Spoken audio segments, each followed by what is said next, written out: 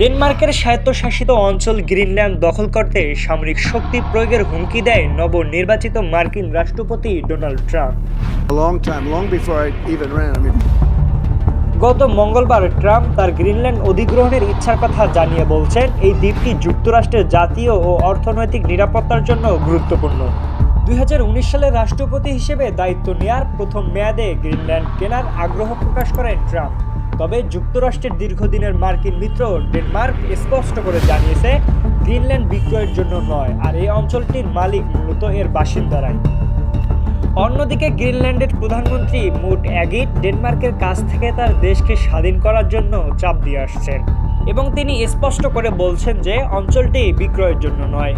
এদিকে গ্রিনল্যান্ড দখল করতে সামরিক শক্তি প্রয়োগের হুমকি ফিরিয়ে না নেয়ায় মার্কিন রাষ্ট্রপতি ডোনাল্ড ট্রাম্পকে সতর্ক করেন জার্মানি ও ফ্রান্স।